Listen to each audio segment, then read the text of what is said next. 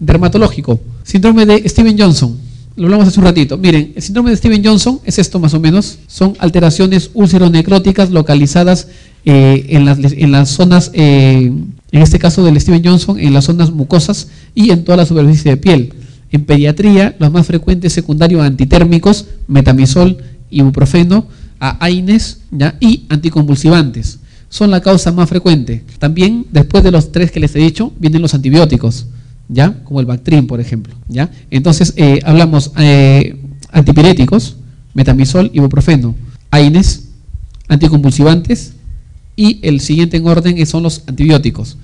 Miren, se han implicado más de 100 medicamentos en su desarrollo. Típicos: sulfas, fenitoína, carbamazepina, barbitúricos, fenilbutazona, piroxicam, penicilinas, cefalosporinas, tetraciclinas, quinolonas y hasta incluso los corticoides que se plantean como tratamiento. Se trata como un gran quemado este tipo de paciente. Se trata como un gran quemado, tiene aislamiento, se le puede utilizar corticoides si es que no es el medicamento que está implicado en el desarrollo del cuadro, y en realidad se le da también tratamiento antibiótico. Su manejo es difícil, ¿ya? Por el hecho de que no se sabe qué medicamento muchas veces lo generó. Entonces, el tratar de dar medicamentos es también a veces contraproducente. La idea es tratar de evitar en lo posible utilizar algún medicamento. Y si es que se utiliza algún medicamento, saber que ni ese ni alguno de su familia fue causante del cuadro inicial. En este caso, le dicen cuáles de los siguientes fármacos están asociados al síndrome de Steven-Johnson en la infancia. En la infancia están los anticonvulsivantes, fenobarbital, fenitoína, carbamazepina. Están los antibióticos, sulfas. El halopurinol no está en la infancia como elemento que genera Steven-Johnson. Dermatitis atópica, inflamación crónica y superficial de la piel, en la que no es cierto. Bueno, la dermatitis atópica, la marcha atópica se le llama, aquel niño que es alérgico, por ejemplo, comienza en los primeros años de vida con una intolerancia alimentaria, costras, descamación y liquenificación. Vamos a ver cómo sean las edades. 50 a 70% de estos niños tienen antecedentes de atopía, ya sea personal o familiar. Y miren, hay la forma del lactante, hay la forma infantil y del adolescente y el adulto joven. La forma del lactante es un exantema pero exudativo. La forma de infantil es un eczema pero es seco, ya está descamativo. Y en la forma del adolescente ya está liquenificado. O sea, todo esto se va dando en el tiempo.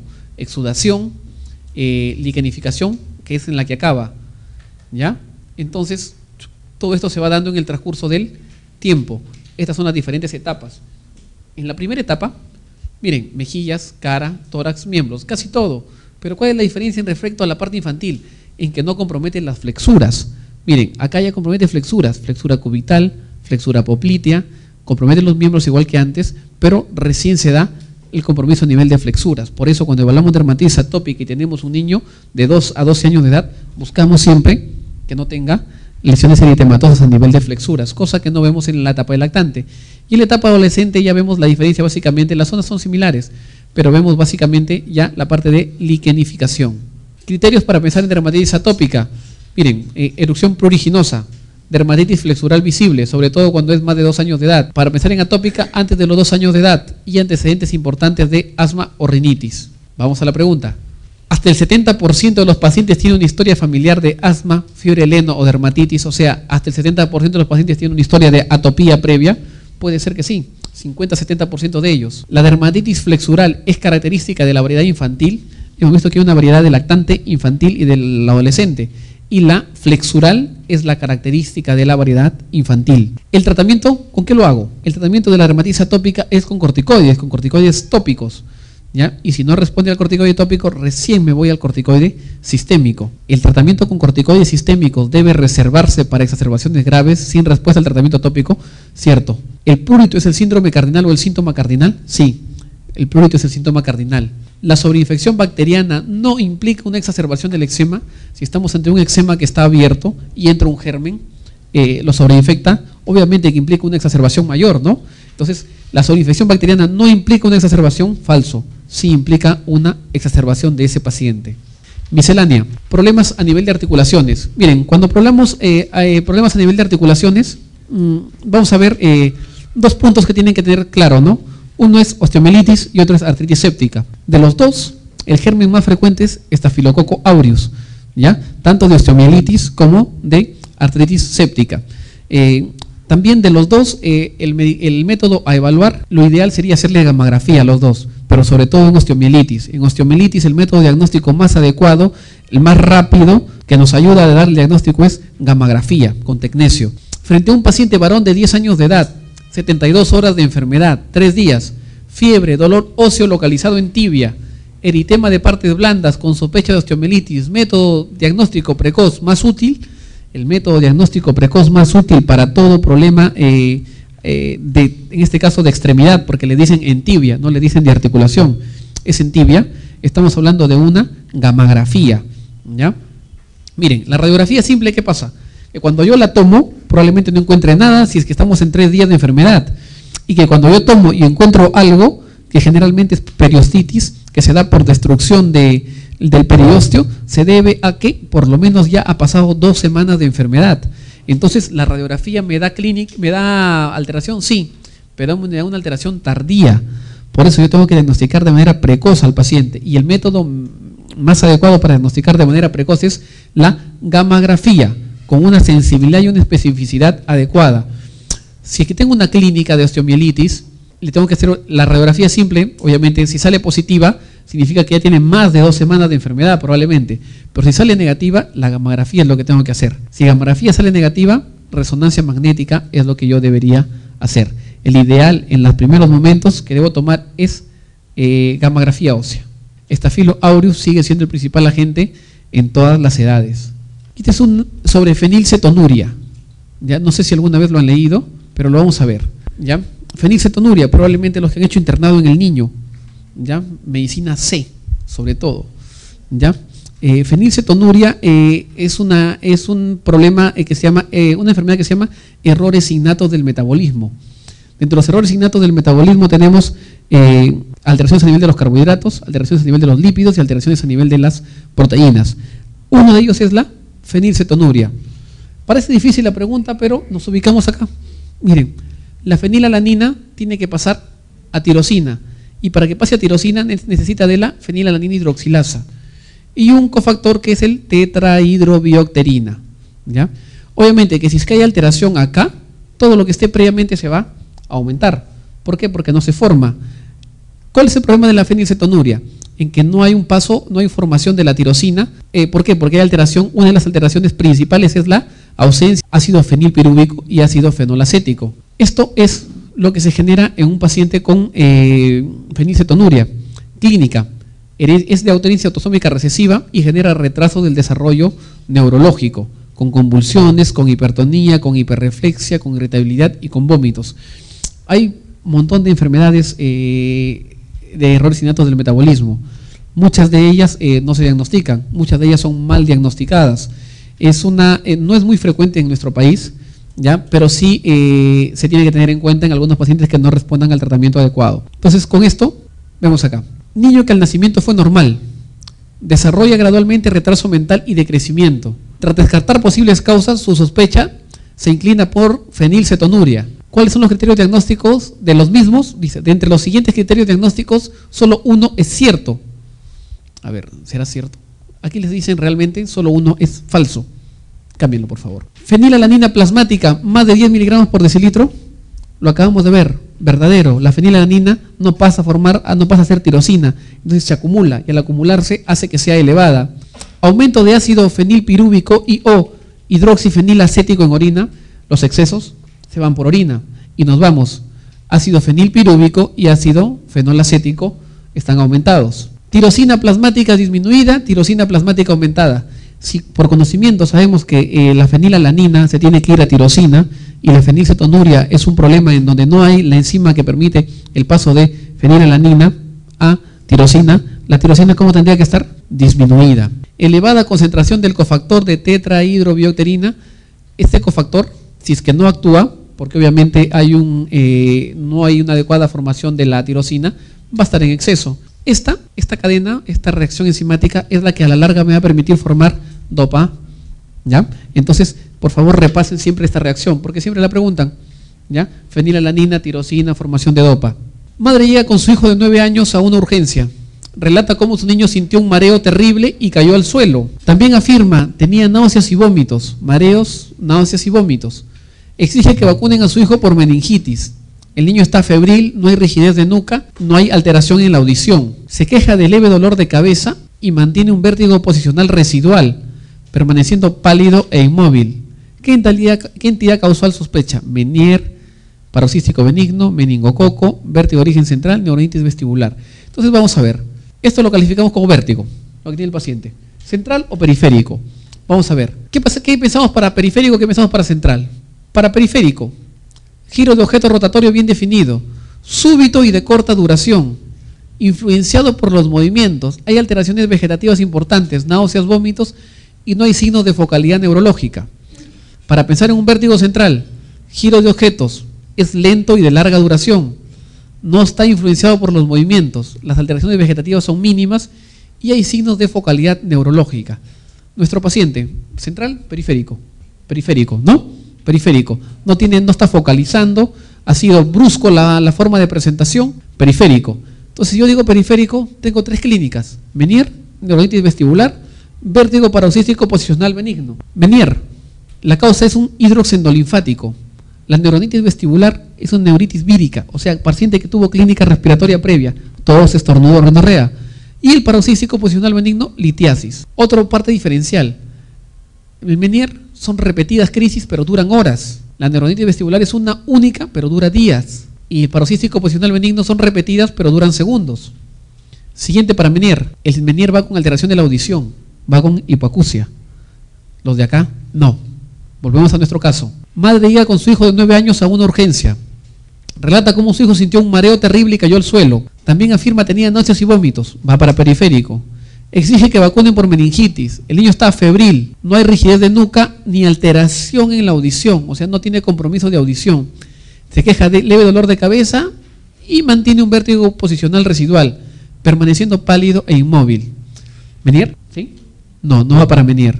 ¿Meningitis? Tampoco. Vértigo de origen central, quedamos en que era más clínica de periférico. Neuronitis vestibular, tiene clínica de neuronitis vestibular, dura varios días el cuadro, ya está cediendo. Tiene clínica de vértigo paroxístico posicional benigno. En la desnutrición infantil se presenta, lo hablamos también nosotros, la desnutrición infantil básicamente va con alteración hidroelectrolítica, hipocalemia, si vemos la concentración de potasio, y si vemos la concentración de sodio, vemos hiponatremia con sodio intracelular total incrementado.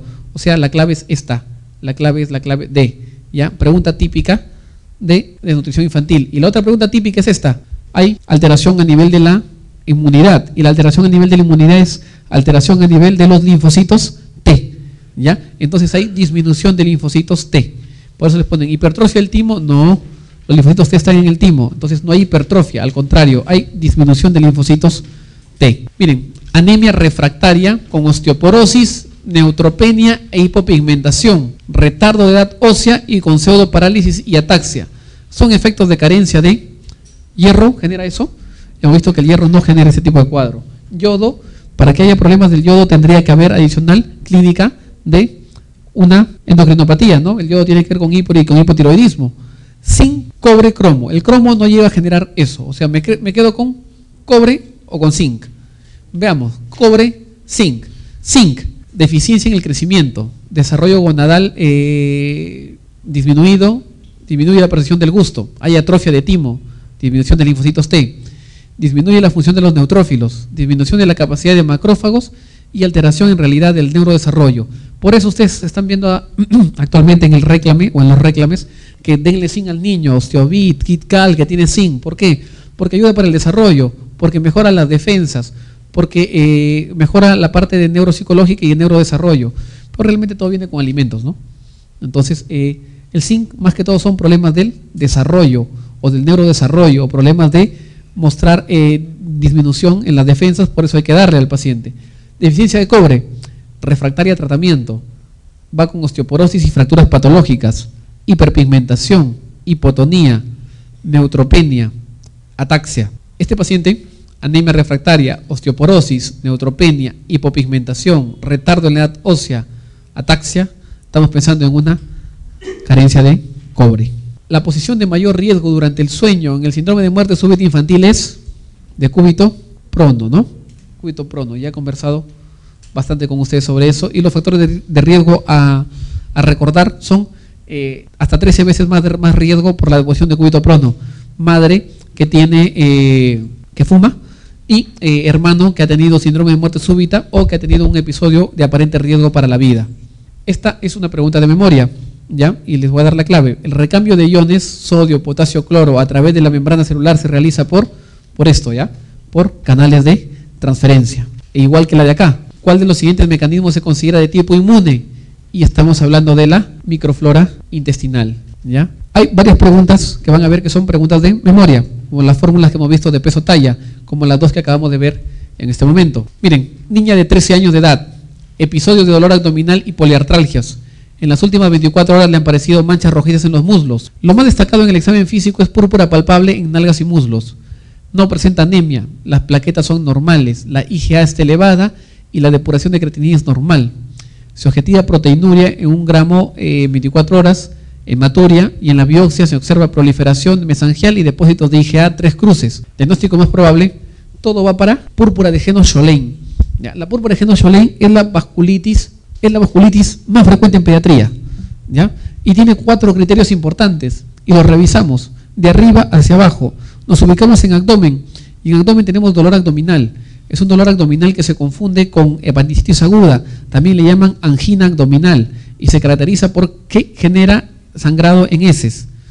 Primer criterio. Segundo criterio, bajamos un poquito y nos vamos a ver a nivel renal. A nivel renal puede generar una nefropatía y esa nefropatía puede manifestarse con hematuria, proteinuria y si es que el cuadro es mucho más severo puede generar insuficiencia renal. Tercer criterio, seguimos bajando, artralgias, ¿ya? Poliartralgias, sobre todo de grandes articulaciones. Y lo más típico de un paciente con púrpura de Henoch-Schönlein es púrpura palpable. Si ustedes ven un paciente que tiene púrpura, hagan esto, púrpura, ¿la palpo o no la palpo? Tocan primero y ven, si es que es no palpable, perfecto, el problema puede ser un problema de coagulación y evaluaremos número de plaquetas, pero si es que toco las extremidades inferiores, donde tiende a aparecer sobre todo púrpura de Henoch-Schönlein, que son extremidades inferiores, y la veo que hay como un reborde, como que se palpa, estamos hablando de púrpura palpable, y la púrpura palpable, a la cabeza se nos viene púrpura de Henoch-Schönlein. Es una púrpura no trombocitopénica, las plaquetas están normales, o sea, púrpura de Henoch-Schönlein no trombocitopénica, causa más frecuente de vasculitis en pediatría. Tiene 4 criterios y se ven así, se ve de esta manera, ¿ya? Ustedes lo tocan y hay una púrpura palpable, que es no trombocitopénica, que se caracteriza porque 2 semanas previas, hasta un mes, a veces los pacientes tienen alguna infección por algún germen. El planteado fue estreptococo beta hemolítico de grupo A en un tiempo, pero de ahí se ha demostrado que cualquier germen puede generarlo. Miren, micoplasma, parvovirus, legionela, adenovirus, Epstein-Barr, varicela, cualquiera de ellos puede generarlo. Lo típico es que después de 2 o 3 semanas el paciente vaya con la clínica que hemos conversado. Mientras más pequeño es el niño, el pronóstico es mejor. Mientras más grande es el paciente, el pronóstico es peor. Y aquí depende el pronóstico del daño renal. O sea que si es que el niño tiene 1 año de edad probablemente, va a quedar sin daño renal o con leve daño renal. El niño tiene 14, 15 años de edad, probablemente quede con HTA posterior. O sea, el daño renal depende de la edad en que apareció. Pueden existir recidivas. La afectación renal es la que marca el pronóstico del paciente. La edad, entre 2 a 14 años de edad. Los criterios, lo vimos, púrpura palpable, dolor abdominal, artritis, afectación renal. Inmunoglobulina relacionada, la inmunoglobulina A es la relacionada, tanto a nivel sérico como al hacer la biopsia. Y lo que vimos acá. Bueno, en realidad, púrpura de Henoch-Schönlein es un diagnóstico que debemos conocer porque nos va a ayudar. Es la más frecuente en pediatría. ¿Ya? Va a haber seguro algunas preguntas en que se lo van a plantear, no tan claro como está acá, sino simplemente con púrpura palpable. Bueno, hemos acabado.